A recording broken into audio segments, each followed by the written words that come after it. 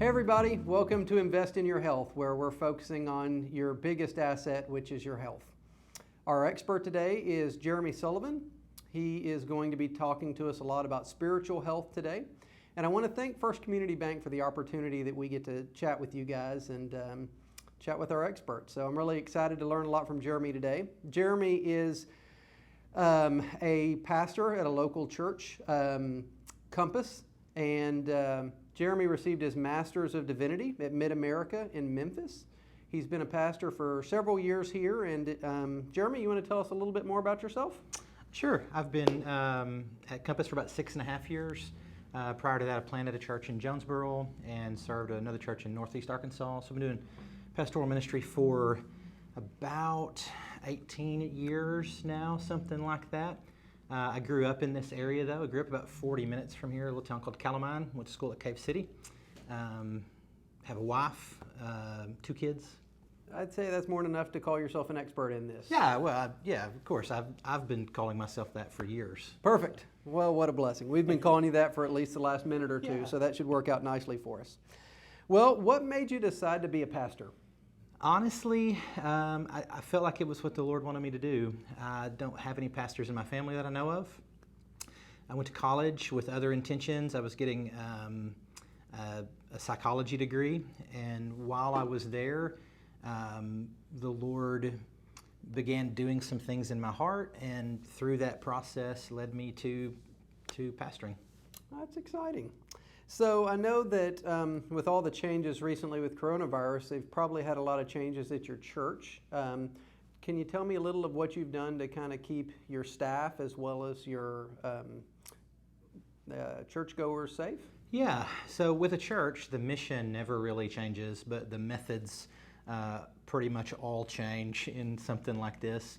And so the first thing we did was begin to cancel our Sunday morning gatherings. Thankfully, we had the technology to be able to broadcast those online. We were already doing that, and we added it to Facebook so people can stay home and watch that way. And then even with our staff meeting now is through Zoom. So if people want to come into the office and sit in their office and participate in the meeting, they can, or if they want to stay home, they can do that. We, kids ministry, student ministry, things like that are all online now. So our children's minister and our student pastor are connecting weekly with students without actually being present with them. So pretty much all of the way we do church has had to change because of this. Yeah. Have you noticed anything? What are the big changes you've noticed personally as being a church leader during this time? I think that this has caused a lot of people, us included, to reevaluate things that are really important and things that aren't all that important. Things we're doing that we believe are essential and things we think that are non-essential. And really out of that, I think a lot of good will come. I don't know that we were doing a lot of non-essential things before, but something like this helps us, renew the focus and ask, what must we do? What does God have us here to do? And what are other things that don't have to continue? Well, kind of going along those lines, we have you here as an expert in spiritual health. So why is spiritual health important, just like heart health or reproductive health or dental health? Spiritual health is important because everybody is spiritual. Sometimes people say things like, well, I'm a spiritual person, or I'm not a very spiritual person. But the truth of the matter is all of us are spiritual. A human being is made up of physical parts and non-physical parts. When you get into that non-physical parts category, you could divide that up some different ways, but I think the easiest way to divide it up would be to say that a person is physical, so you have your hardware. A person is mental, you have cognition and thinking and things like that. And a person is spiritual. A human being is this complex organism comprised of those 3 parts. Every person has this spiritual side to them. And so if health is well-being, just as your body can be physically well or not physically well, your spiritual aspect, your inner life can be well or not well. There's an old hymn that says, when peace like a river attendeth my way, or when sorrows like sea billows roll, whatever my lot, thou hast taught me to say, it is well with my soul. Things like peace and sorrow, those are spiritual concepts, not physical things we can get a hold of, but immaterial spiritual things. And we all know those things are true for us. We all know that we can have peace or we can have sorrow. We can be content or we can live with discontent. All of those are spiritual questions. So the idea of spiritual health is when it comes to those sort of things, I'm well there. So it's important because everybody lives there. Yeah, well, that makes total sense. And it kind of frames up the next question, which is, in times like these, what do you recommend to our listeners as far as spiritual health goes? What are some things they can do while they're at home more? You know, their kids are at home more, they're at home more, maybe working from home. What are some things they could do to improve their spiritual health? Well, I think maybe an important distinction to make going into the question is to realize that we can't just separate things out into the physical or the spiritual or the mental. We know that the person's life kind of all flows together. So the things you do physically actually can affect you spiritually. The things you do mentally affect you spiritually. So the way you would affect your spiritual health is often through the physical and mental things you do, through the stuff you do with your body. A helpful way to think of it is like this. The things you do something to you. Everything you do does something to you. Everything you put in does something to you. In the same way that the stuff you eat and drink affects your physical body, the stuff you dwell on, the stuff you think about, the stuff you meditate on, the stuff you look to for your contentment, all that stuff affects your spirit. So the first place to start with sort of evaluating your spiritual health would just be asking, what am I taking in? What am I putting into myself? Particularly during this time when we're at home a lot, if we have extra time on our hands, it's easy to want to pass that time by binging on Netflix or scrolling through social media for the thousandth time today, and all of that stuff does something to us. So start there just by looking at what am I taking in, evaluate that stuff. If I were to call different people 3 hours a week, that would affect me. You know, I'm going to call and check on people and see how they're doing. If I did that every single week, it would do something to me. If I served other people every single week, if I volunteered at a soup kitchen or something like that, it would do something to me. In the same way, if I'm pouring like 20 hours a week of Netflix into me or social media into me or, you know, news story on top of news story on top of news story about politics into me, it's going to do something to me. So ask, what am I taking in? Secondly, put in some good things. So pray with your family. That's a good place to start with your spiritual health. If you don't know where to start with prayer, it's a conversation like this, right? We believe prayer is a conversation with God. So just start there, you know, start talking to the Lord. Read the Bible. As a Christian, I think God has spoken through the Bible. And so pick up one of the Gospels, Matthew, Mark, Luke, or John, and read through that. Think about what you worship. Everybody worships something. To worship something is really just to give it value. Look at your life and ask, what am I giving a lot of value in my life to? Examine that, and then begin to worship God instead. See His value, you know, sing to Him, seek Him through His Word, things like that. I think those are good places for a family to start working on their spiritual health. Yeah, well, that's definitely helpful. With this being Holy Week, which Easter's coming up this week, Passover, those kind of things, what kind of significance would you say this kind of week normally has versus does that change at all in the setting we're in now? Yeah, so the significance of the events don't change, but the practice of those events would have to change a lot this week. So for billions of people across the planet this week, this is Holy Week. You mentioned Passover for Jews and Easter for Christians. Billions of people every year will set this week aside to worship in a unique way, to remember the things that mark their faith. And that's going to look a lot different this year. The truths of those events haven't changed, but how we celebrate those things will change.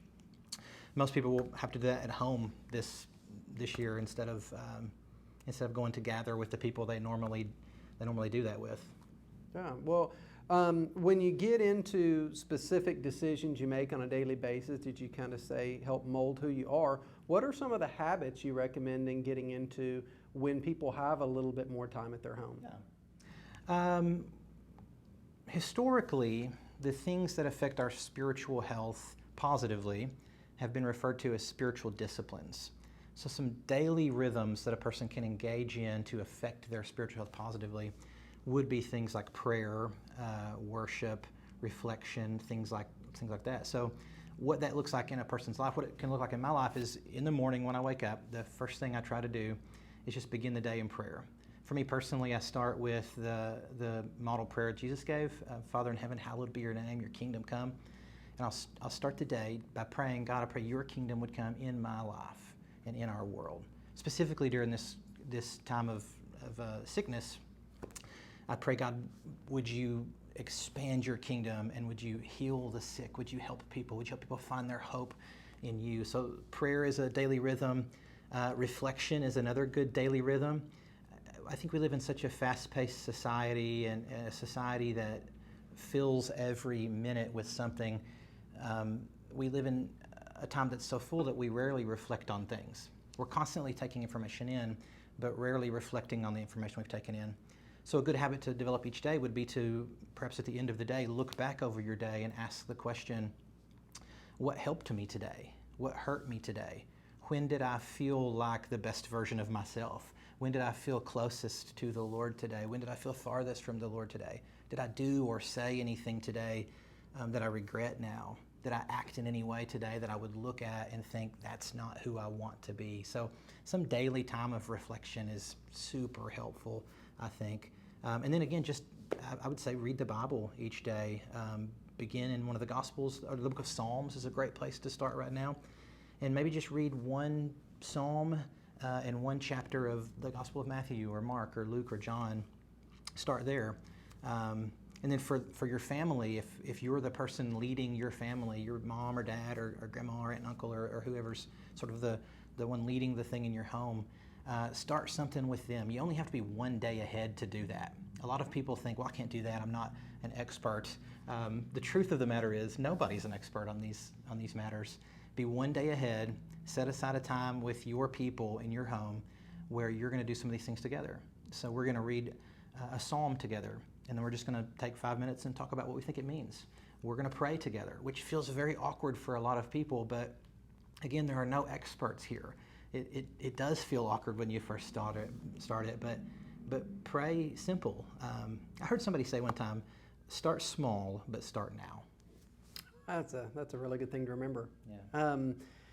With your psychology degree, in addition to your expert nature regarding spiritual things, what are some tips we can get with parents that have kids at home now all the time? I know that a lot of people love their kids and love spending time with them, but I know it's a lot different when you have your kids with you a whole lot. Are there some tricks you would recommend for that or tips that you would give our listeners? Yeah, even our children, who we love very much, if we're not used to being around them all the time, we aren't necessarily equipped to be around them all the time. You know what I mean? I saw this little meme the other day of a guy grilling on his back deck, and his kid is dribbling a basketball, and he turns around and takes the ball and he punts it across the yard. And I sent it to my wife, and I said, I kind of feel this right now. And my son watched the video with her, and he said, I bet I could get Dad to do this. So how do you manage that? One, give grace to one another. Apologize frequently. This is something I've done this week numerous times. My son in particular, I just had to apologize to him for something. I told him I'm sorry that the way I acted was wrong, and I was overreacting, and apologize. Take a break. Have them go out into the yard if you live in a place where that's safe to do, and get a little time away from them. And then remember, if you're home with your kids, they are kids. They're not adults. Their mission in life is not to bother you. It's just they're children, and that's what they do. So be patient with them. Forgive. Ask for forgiveness, and have fun too. We live in such a serious time right now where there's a lot to think about and be afraid of. Sometimes we can forget to have fun. Do fun things together and lighten the mood some too. So it's okay to put yourself in timeout sometimes as well? It's not just okay, it's a good idea. Okay, well, what a blessing. Well, usually at this time we do a few question and answers, and so we've had some specific questions sent in to ask you about. One right off the top is a pretty deep one. It says, if God has the power to stop something like this, why doesn't he? Yeah, That's a real deal. That's a real question. Well, it's a very good question too, and it's a question people have been answering or asking a long time, and it's a question there's not a quick answer to. I think complex questions like that one and big, deep questions like that one, if somebody were to come along and give an answer that sounded like it could fit on a bumper sticker, we wouldn't believe it. The question is bigger and more complicated than a short answer can suffice for. But I do want to try to give a couple of Thanks. I thought you were done there, and I was. That's what was your next question? No, so just to answer the question on the surface level, I would say that God is doing something about it. If you look at our society right now, there are a lot of healthcare workers that are going into work to care for people every day, risking their own health in order to do that. Often people like CNAs and people who aren't making a lot of money to do that as well. Sometimes we think of healthcare worker and we might think of, a doctor or whatever. But there are a lot of people who are there risking their lives in some cases to care for others. Well, why do they do that? Where did the impulse to do that come from? Another way God is doing something about it is through things like medicine and technology. If you look at hospitals, a lot of those hospitals are called Saint something medical center or Baptist something or Methodist something or whatever. The reason those hospitals are called that is because Christians have historically believed that God wanted them to care for the sick and to invest their lives and their resources in helping other people. And that's happening in our world right now. Well, that is God doing something about these sort of things. Also things like technology, videos like this one. We live in a time where this is still a very bad thing, but we're able to stay connected with our loved ones in a way that we couldn't have not that many years ago through things like FaceTime and Zoom and online meetings and stuff like that. So that's sort of the surface level, but underneath that, the question really is, if God is loving and powerful, why do bad things happen? And again, that's a question people have asked forever. And it's a question that Jesus himself was asked. Jesus had a friend named Lazarus, we read about in the book of John, and Lazarus died. Jesus comes to Lazarus's grave, and the people standing around see Jesus moved with emotion for his friend. In fact, the Bible says Jesus wept, which is remarkable given the fact that he was about to raise him from the dead. They see him weeping, and they make this statement. They say, "Could not he who opened the eyes of the blind have kept this man from dying too?" So the question, if he has this power, why did he let this happen? If he really loves and he really has power, why is there suffering like this in the world? And the short answer is we don't really know. We live in a world that's broken because of sin. We know that. We live in a world that isn't what it was intended to be. That's why you have things like disease and hurricanes and tornadoes, things like this. But why those things happen specifically to some people and not to others is a bit of a mystery. What we can know, though, about God is that he doesn't just stand back from the suffering and do nothing. After Jesus raised his friend Lazarus from the grave, that was kind of the final straw with a lot of the religious leaders of his day who were seeking to put him to death because he was becoming too powerful. And so they arrest Jesus and try him on a false trial and put him on the cross and crucify him. While he's on the cross, the Bible says that his opponents stood there and they said, "He saved others, but he cannot save himself." They were mocking him, but they were saying something true in that. The Bible teaches us that through the cross, Jesus was entering into the brokenness and suffering and sinfulness and carnage of the world in order to save the world. So Jesus really did have this choice. He can save others, he can fix the world, or he can save himself. And at the cross, he chooses to enter into the suffering and fix the world. So though we may not know why God doesn't stop things like this from happening, what we can know is that God doesn't stand back from it either. He steps into the suffering and the hurt. Easter really is, in a lot of ways, it's sad that we won't be able to gather for Easter this year corporately, but in some other ways, it's completely appropriate. Easter is the announcement that after the worst stuff happens, God can bring good out of that.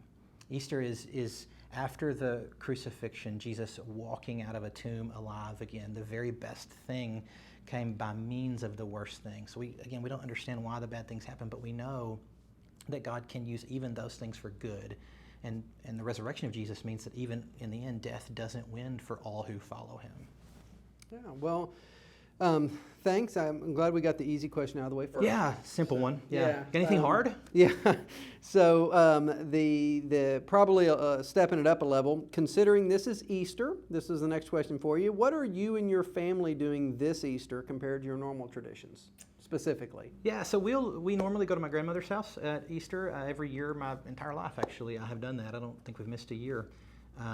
But she's 95 years old, so we're not going to my grandmother's house this year for Easter.